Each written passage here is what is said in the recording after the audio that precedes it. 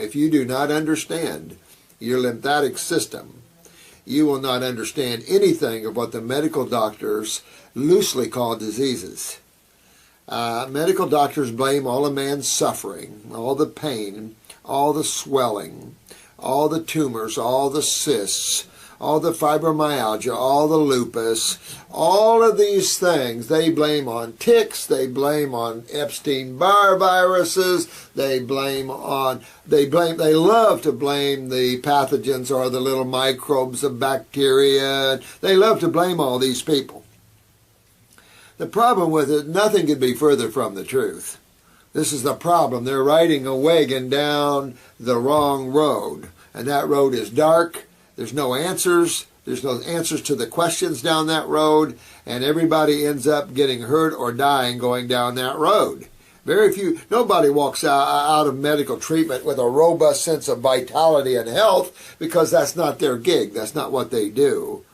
And I thought the lack of understanding of the body's major fluid and focusing on the minor fluid, the blood, is very inappropriate for any type of health understanding, because 99% of man's suffering has nothing whatsoever to do with the blood and has everything to do with the lymphatic system.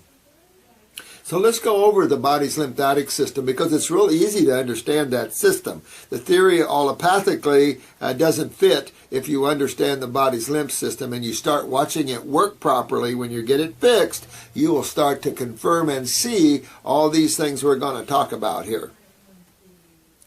So if you stop and think about the human body for a minute, the human body is simply just a bunch of cells. 100 trillion cells roughly comprise the human body, head to toe. So if I'm looking at your liver, I'm just looking at a bunch of cells. If I'm looking at your heart, I'm looking at a bunch of cells. If it's a female, I'm looking at the ovaries or the uterus or the cervix. What am I looking at? A bunch of cells. If I look at a man's prostate, testicles, bunch of cells. If I look at your muscles, if I look at your bones, bunch of cells. If I look at your brain, bunch of cells. How about your skin? Bunch of cells. So the human body is comprised roughly of 100 trillion cells. So the buck stops at the cell, because everything you experience in the human body is because of cells. Whether they're producing your hormones that make things happen, your steroids that make things happen, your neurotransmitters which turn on the nervous systems, all these things make everything happen. So your endocrine glands in the human body are really the bosses. They're the best government that you ever had, because this government helps all the people by what they produce. And everybody works together. So the buck stops really at the cell. So if we took the body apart and we said, okay, wow, everything's a bunch of cells, what else is in there?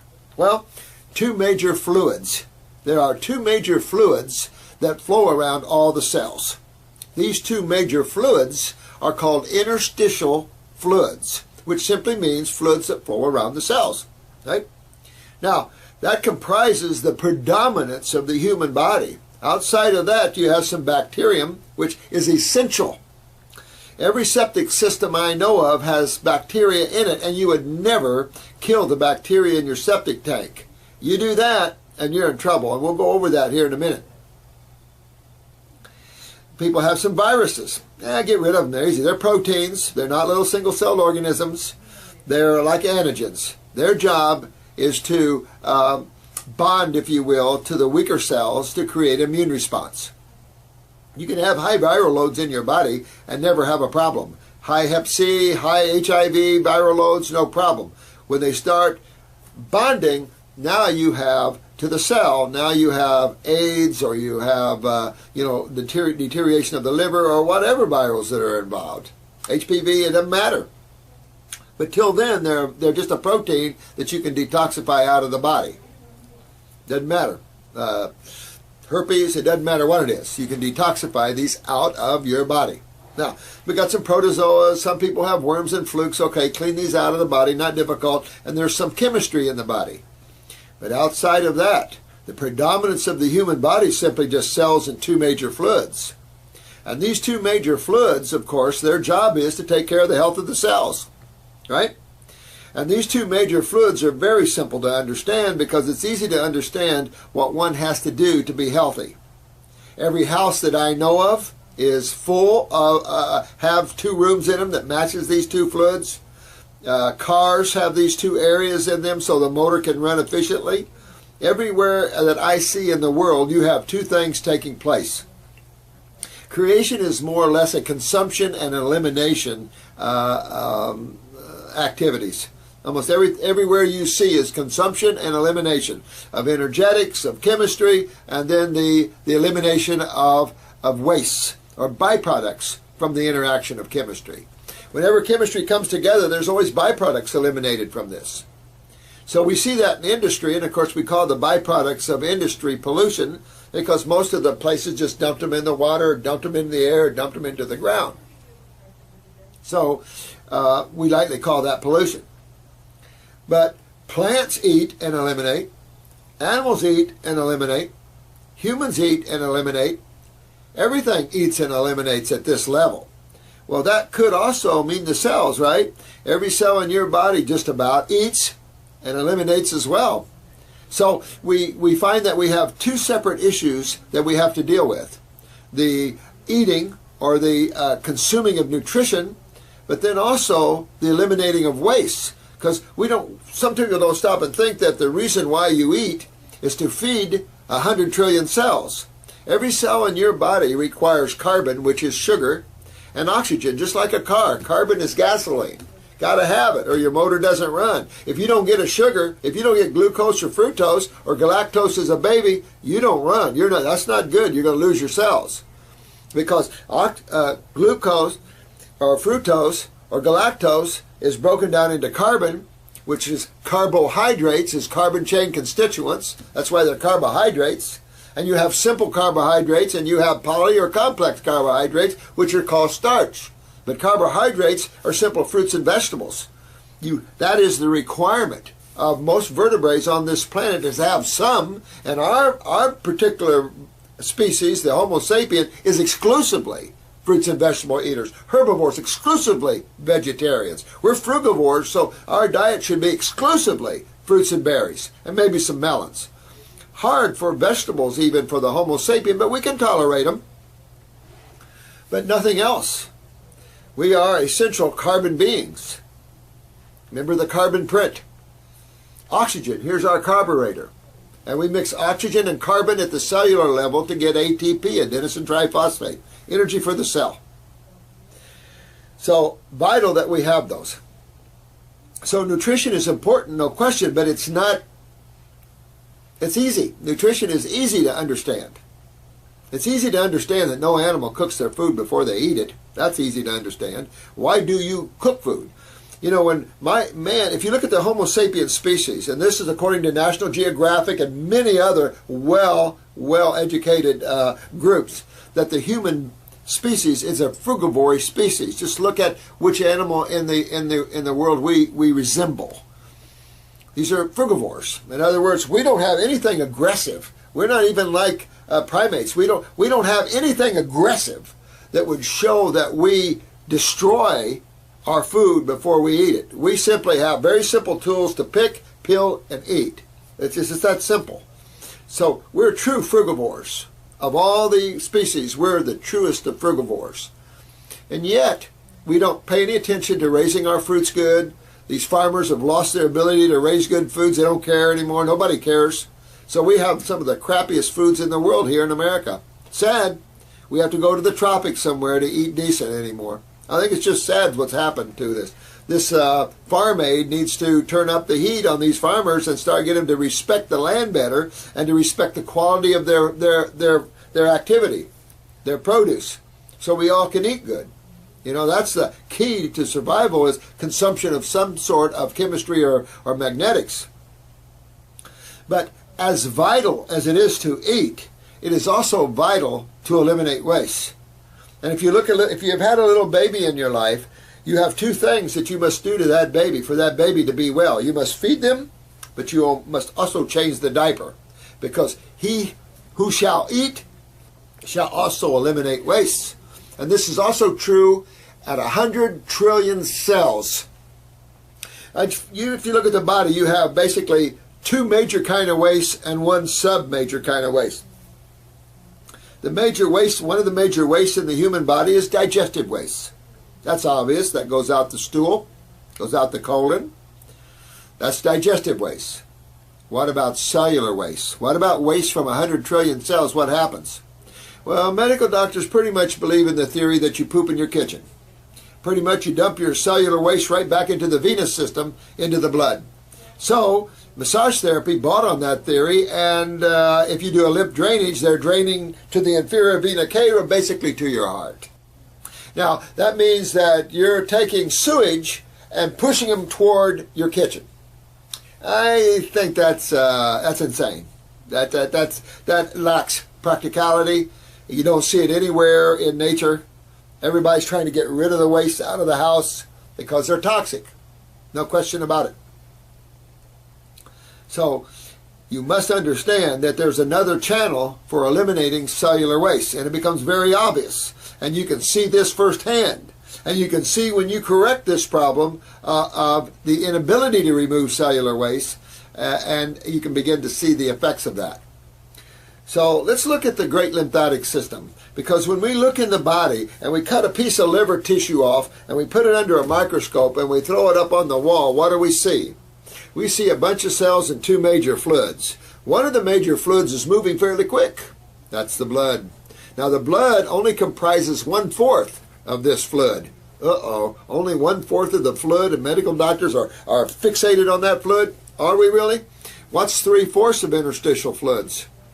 That's right. That's your lymph fluids. Your lymph fluids is your thicker lipid-based, probably cholesterol-based, lipid-based fluid. It's a thicker mucousy fluid. The mucosa that lines your mouth, your sinuses, lines the whole body, the gut, the lungs, the bronchi.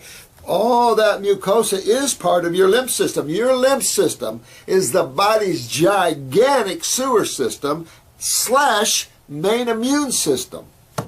Even your blood dumps into the lymph system what it doesn't want. Just like in the kitchen, if you don't want it, throw it in the trash or put it down the food disposal. That's what your body does. The blood must keep itself clean. It's the pizza delivery guy. It's the guy that brings on the goodies. Can't do everything. You can't dump waste in your blood, and you'll see real soon here why you can't do that. There must be another path outside to the outside world. And you'll see that path. Now let's look at the great lymphatic system. When you look at these fluids flowing around the cell, the blood is carrying nutrition and moving right along. What you have here, you have the arteries bringing in the blood and the veins taking away the used up oxygenated blood and stuff. So what you've got is you've got capillaries here on the venous side, and you have capillaries here on the lymph side.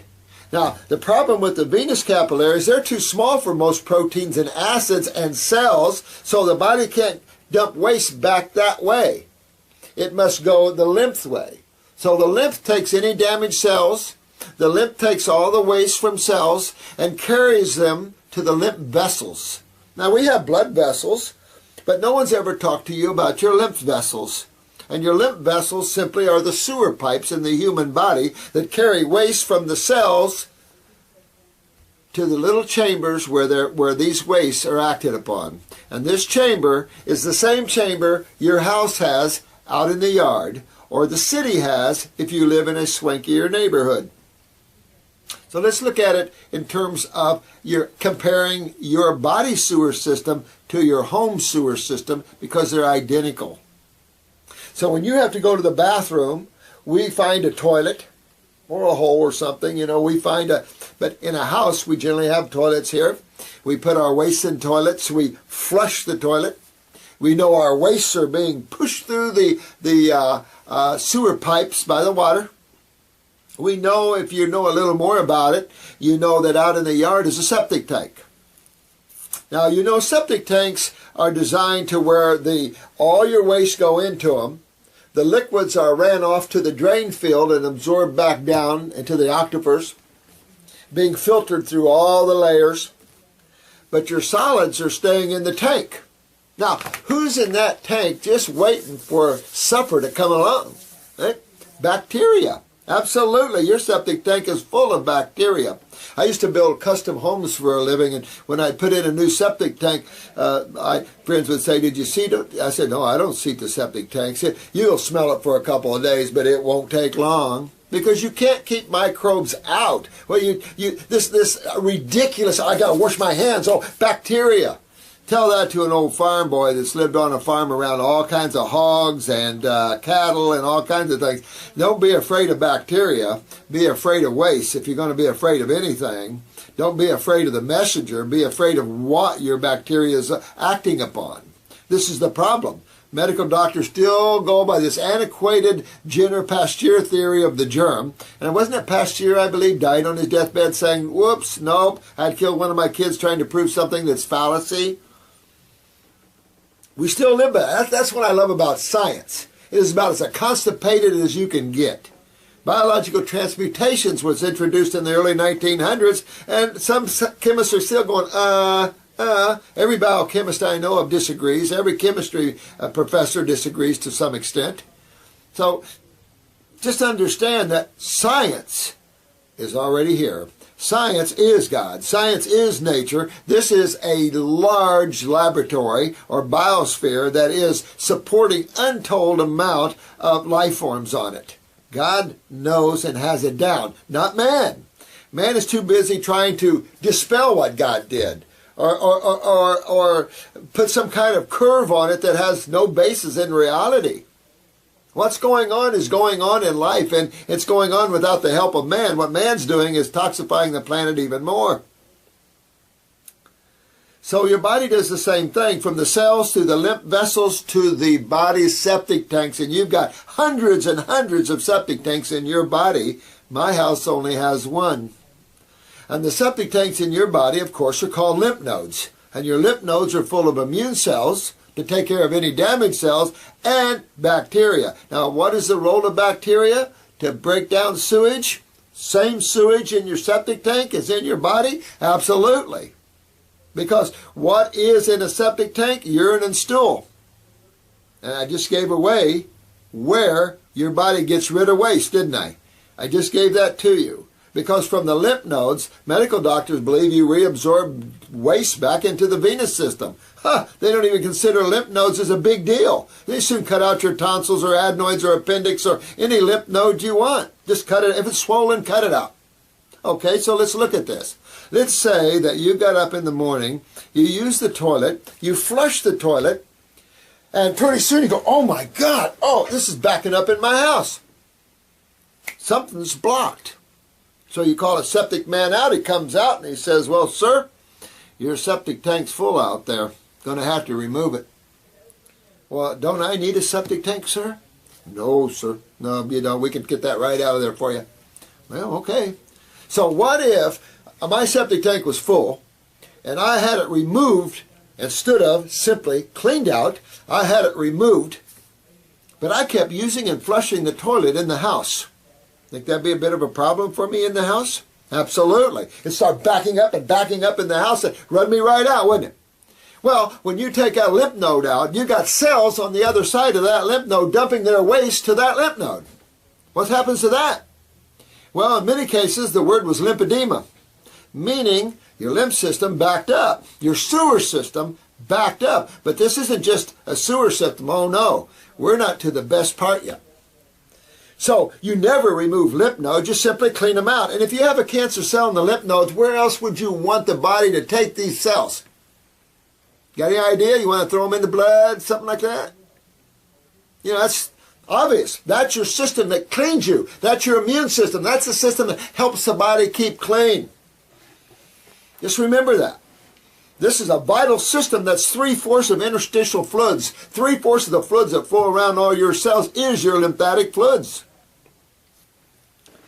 Now, from the lymph nodes, where does your waste go? Not back into the blood system. You can convert some of this chemistry, but most of it has to be eliminated to the outside world. Where do you think your body does that? Through the liver?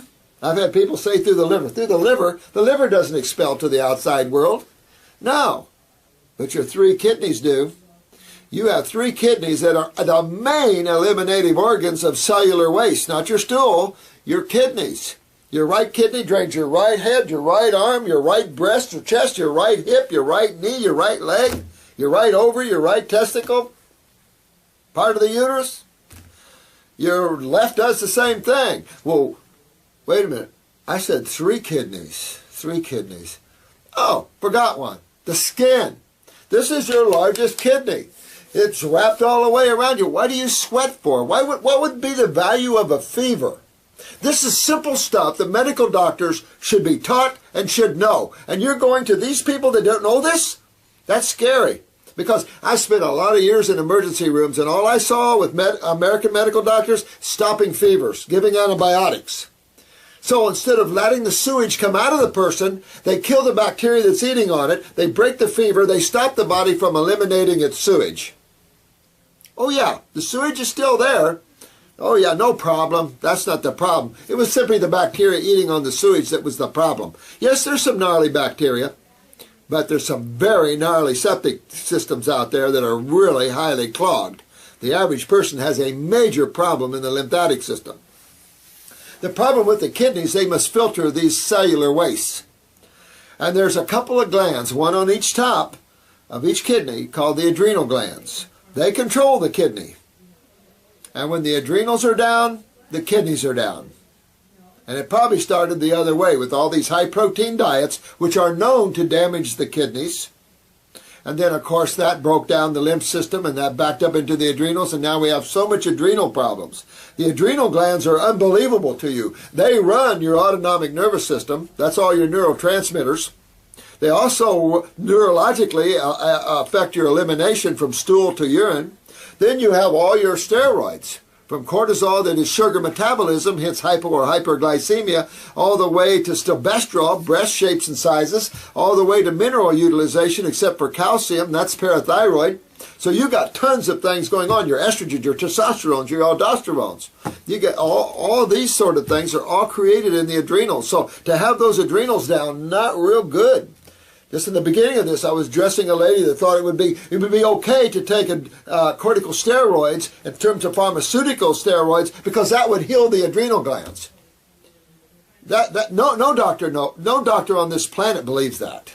If he does, he should turn in his license, because most doctors at every level know that it has the opposite effect. It weakens the adrenal glands. That's why you don't keep people on steroids long. This is why a lot of veterinarians won't even give steroids to animals, because it shuts down their adrenal glands. What's the wisdom in that? There is none. The wisdom is making the adrenal glands healthy again. So understanding this gigantic lymph system is in your body is vital. So pretty easy, right? So far, your body's just a bunch of cells, 2 major fluids. One's blood, which is only 1/4 of this interstitial or fluid that flows around the cell, and 3/4 is the lymphatic fluids that flow around the cells. Vital to understand that, right? The kidneys, the 3 kidneys, are the eliminative organs of cellular waste, not digestive waste. Very little cellular waste go through the colon. Even the colon dumps its waste through the kidneys. When you pee in a jar and your urine is clear to a little yellow to maybe amber, okay, no problems. It doesn't matter what color when you're detoxifying.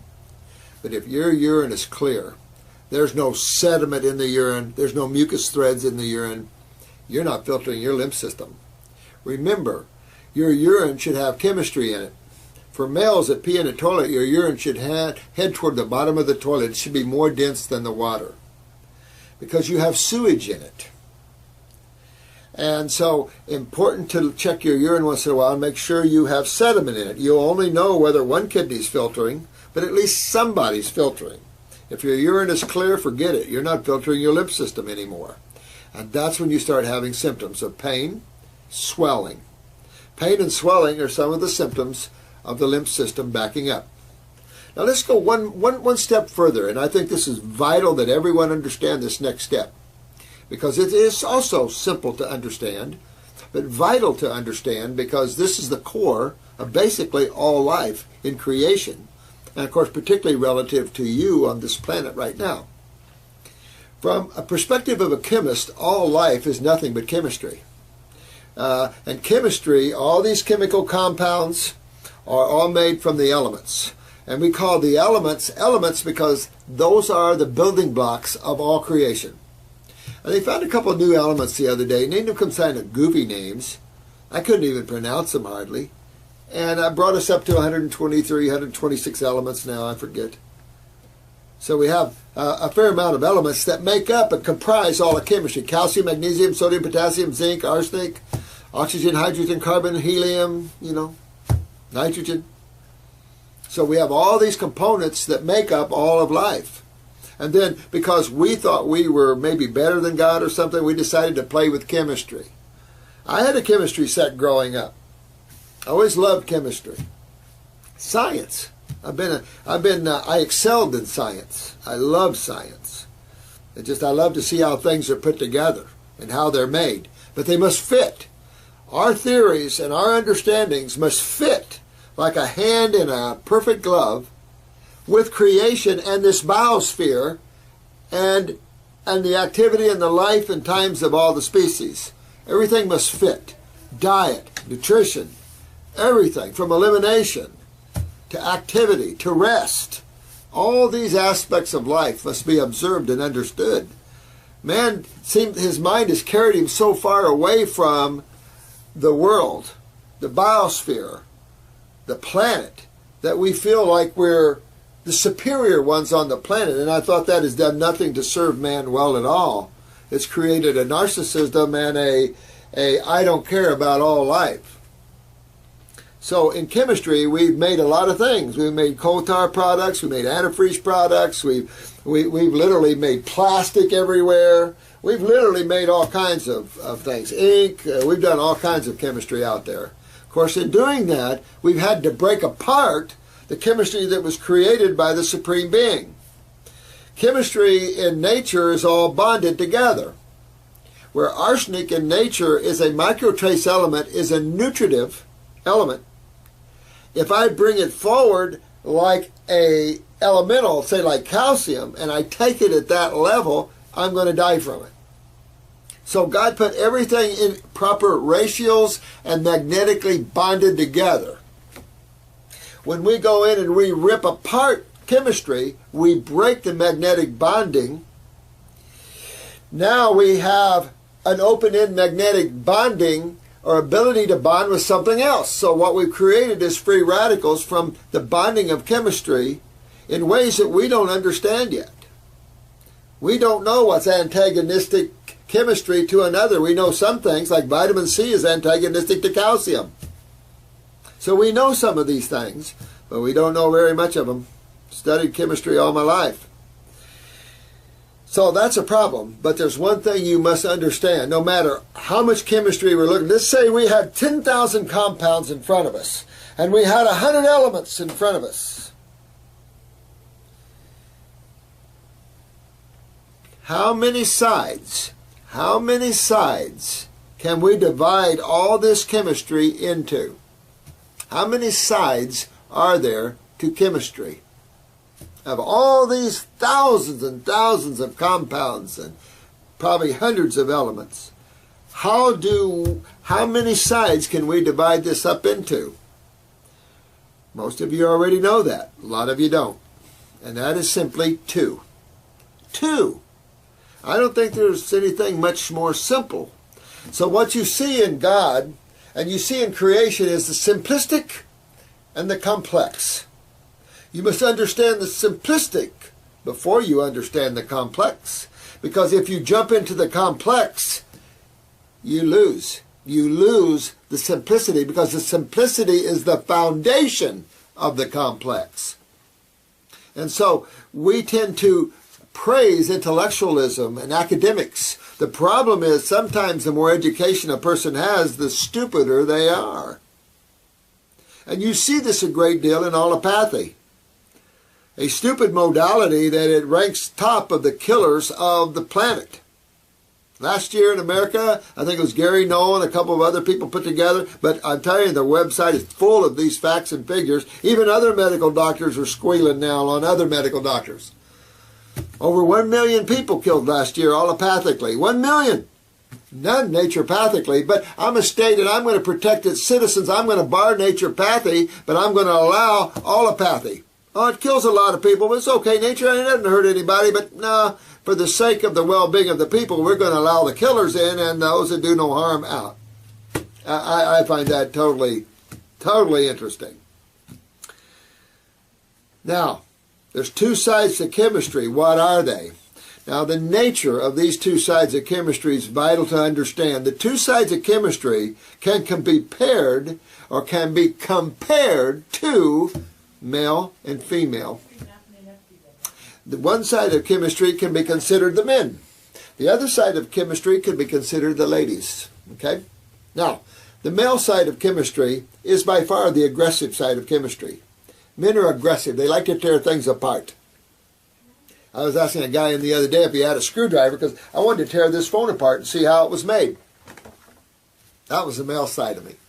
The female side of me is going to take a paint brush and put flowers on my phone. Because the female side of chemistry is the healing, the building side. Females create. They're the creative side.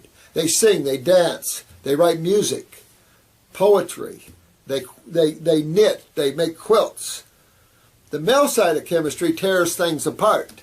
Essential. Not one is better over the other unless you have too much of one. Especially if you have too much males together, you have a very aggressive mix. Nothing wrong with that at certain stages. So, men, they're inflammatory. Women, anti-inflammatory. Now, when you see a male that's creative, that's his female side. I'm a musician, so that's my female side. I get in touch with that. I was raised by my grandmother and my mom and my sister. And then I had a grandfather who was a workaholic. And too much aggression there. I like the other side. So I was a musician into creative arts. That's my female side. But I can get my male side. I was a farm boy throwing hay, cutting Christmas trees. I mean, that was my male side. But I always like to come over on the female side too. And that's the way it is in chemistry. There's all levels of female chemistry and all levels of male chemistry. That's simple. Again, male chemistry inflammatory, female chemistry anti-inflammatory.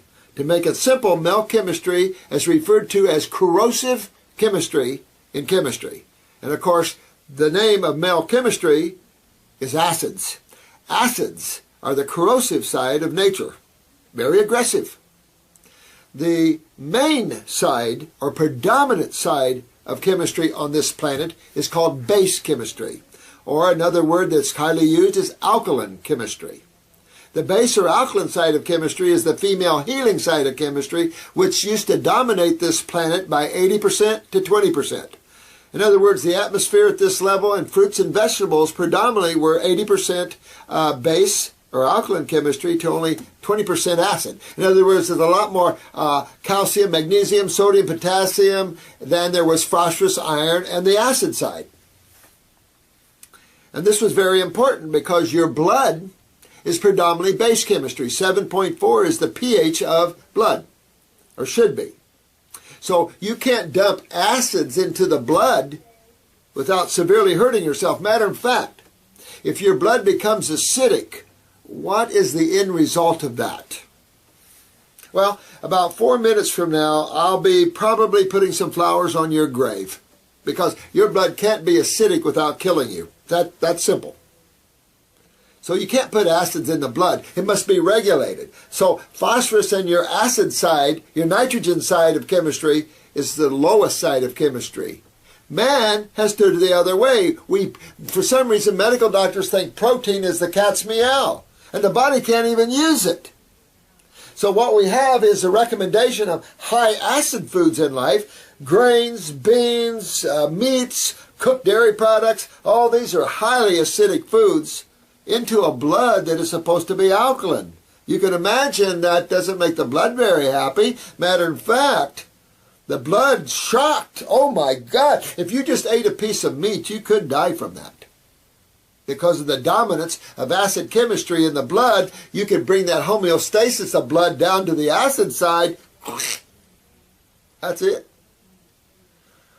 But the blood can steal something. The body can take calcium out of the walls of your arteries, out of the walls of your veins, out of your fingernails, out of your bones. but particularly out of the walls when it's your blood, it'll steal them out of the walls of your vascular system.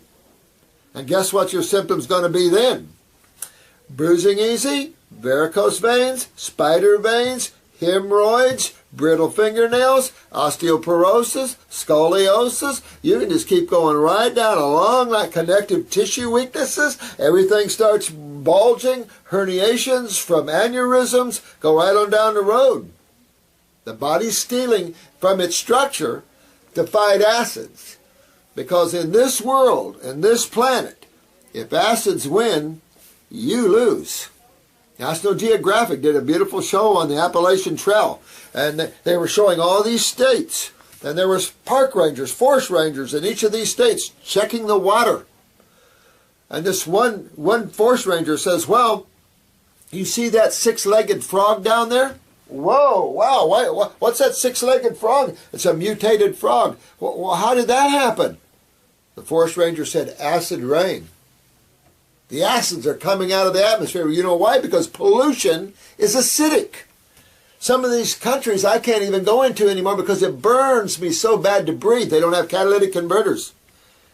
Car exhaust, acidic. Factories, acidic. We've dumped acids. Matter of fact, in L.A., I heard there's a warning that if you're 70 years or older, move out, because that mushroom cloud is a dark acid mushroom cloud, and lung cancer is skyrocketing in the 70-year-old or olders.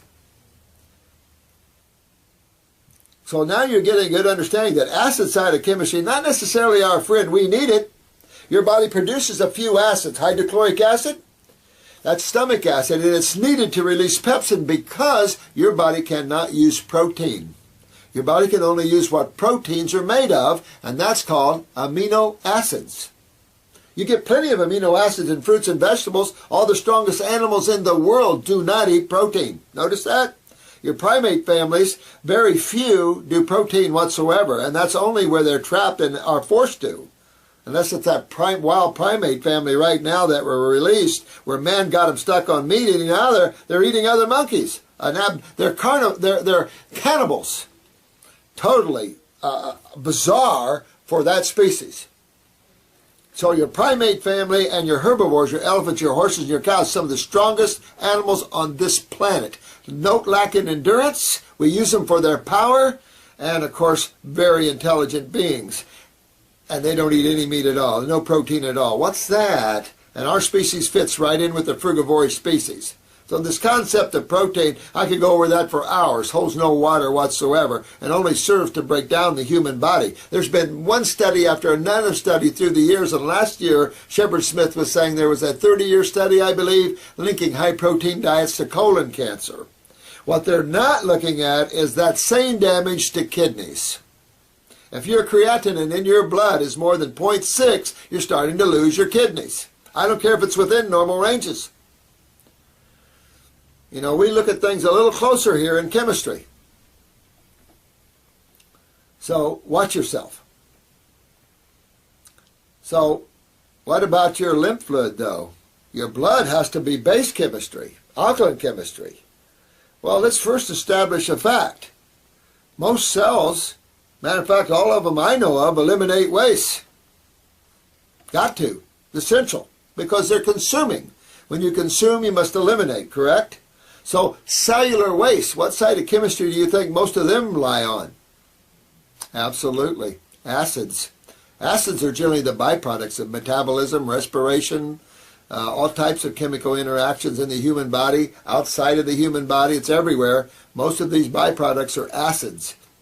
That's why you can't have several pounds of acids being created at the cellular level or interstitially and eat acid foods at the same time. That's the man's problem, and he's going downhill on a fast-moving train. The genetics are about to kill us all. If I sit here and I'm talking to you and I'm working my muscle here, what am I creating? Lactic acid, right? Now, that's okay if what? If I can remove that acid. Is it my blood's job to remove that acid? What happens if the blood gets acidic? And you can't convert all acids to bases, that's stupid. Nope, you've got separate eliminative organs for that. You can see that when the skin gets backed up subcutaneously with acids, eczema, psoriasis, all types of skin rashes. Absolutely, these are all acids. That's why it makes the skin red. What happens if you forget to change your baby's diaper in a timely manner? See a little rash on the bottom? How come? A urine rash? Where'd that come from? Acids. The same acids that are at the cellular level, but hopefully the bacteria in the lymph nodes took those 3 pH acids like phosphoric, carbonic, lactic acids and brought them up to about 6. And it's far better to have a 6 pH acid hit your kidneys than a 3, because it's 3 pH acids that causes cancer. Cancer is just simply a damaged cell by acids. What acids damage cells? Any of them. Pick them. The acids don't differentiate. They don't say, oh, you're a good cell, I'm not going to touch you, I'll get this one over here. They're acids. And acids are acids, and they will always be acids. The only way to stop an acid is with base chemistry. You don't stop acids with an acid. When you come into an emergency room, whether by ambulance or you're walking in, most emergency room visits is acidosis. So we start an IV, we hang a bag of normal saline, or the guys, the EMTs, did it in the ambulance, and they start running alkaline chemistry through your blood. Why? Because all trauma and all ER visits are dietary related or trauma. All acidosis. And of course we're going to start cooling you down. That's the same reason we use corticosteroids. Inflammation is acidosis. And we're going to give you steroids to back down that inflammation. Not the right way, but certainly in a stat situation, may be possible. It should, especially spinal cord stuff, so you don't damage tissue. The big issue is your lymph system's got to pull those acids out of there, not your blood. Your blood doesn't clean up the mess. Your lymph system cleans up the mess. Your lymph system is the janitor, and that cleans up the mess, not the blood. Your blood is simply the kitchen, bringing home the goodies. But your lymph must clean up all trauma, all tissue, all mess. That's why wounds don't heal well. Surgery doesn't heal well. Because they're always done where there is acidosis, where there's trauma, and you don't heal well. You cannot regenerate cells in your body in an acid medium. That's why medical doctors have no ability to regenerate tissue, and that's all we do is regenerate tissue and remember cells genetically, because we know the truth about energy, chemistry, and how the body works. We don't work on these antiquated theories that hold no water and has man afraid to look outside, afraid they'll catch something. Ridiculous, crazy, insane. And it's been the downfall of the human race, both monetarily. Look at what the allopathic community's done to the monetary system of this country. We have a hospital down here that charged $9,000 for one EKG, which is $60. I don't care if I overcharge you $200, and a chest X-ray, which is $70. If I overcharge you $200, they charge $9,000. These people are being looked at, hopefully, by the State Attorney General's office. Fawcett needs to be charged. Bad. That's what's the problem. They're not the solutions. They're the problems. So we have to correct that. So it's important that you understand acids and the vital need of the body to remove them. That's why the lymph system is a thicker, mucousy, lipid-based fluid, because it deals with the acid side of chemistry. Now, the acid side of chemistry, it's like a little Pac-Man. But what it does, acids create what they call an anionic environment. An anionic environment is an environment of coagulation and dehydration. So this fluid has a tendency to get thick. You ever cough up a real big mucus plug and how thick that is? That's what happens to the lymph system in your body. It gets thickened, hardened. Some of these tumors get hard as a rock. What's a tumor? Pocket of fluid. What kind of fluid do you think you're going to find in a tumor? Same kind of fluid you're going to find in a boil or a pimple? Or how about a cyst? Absolutely. You only have two fluids in the human body primarily. What are those? Interstitial fluids, blood and lymph. Blood and lymph. The dominant fluid, a little water, okay. Blood and lymph dominates the human body, period. End of story. So, real important to understand the lymph system because that's where 99% of all the problems, all the pain, all the swelling. I don't care what arthritis it is. I don't care what lupus, Lyme's. I mean, they lump these as autoimmune. What's autoimmune about any of those? Nothing. That's your sewer system. And so what if you get a viral? Your sewer system is a dump. It's your culturing medium. You have no culturing medium, you have no problem. You have no acidosis, you have no pain and swelling. Congestive heart failure, pulmonary edema. These are all lymphatic problems. Gangrene, lymphatic problems. Of course, it just happens to be the kidneys are at the core of the problem. And well, now we got the adrenals. So what do you see? All the diabetes. So now they blame diabetes causing kidney problems. Are you serious? It's the reverse. This is the problem. What medical doctors believe, if you reversed it, you'd probably find the truth. And that's one of them. The problems with the kidneys and the adrenals in the first place, that affects sugar metabolism. There's no such thing as diseases. If you want to empower yourself with knowledge, get rid of this idea and fallacy and concept of an illusion of diseases, because they don't exist. Everything is chemistry and physics in action, and you have cause and effect. And of course, the overriding principle is the strong survive, the weak are consumed. And you must understand that cellularly and what nature does to eliminate its weaknesses. You also must learn in chemistry what the body does to fight acids. And your body has two main antacids in the human body.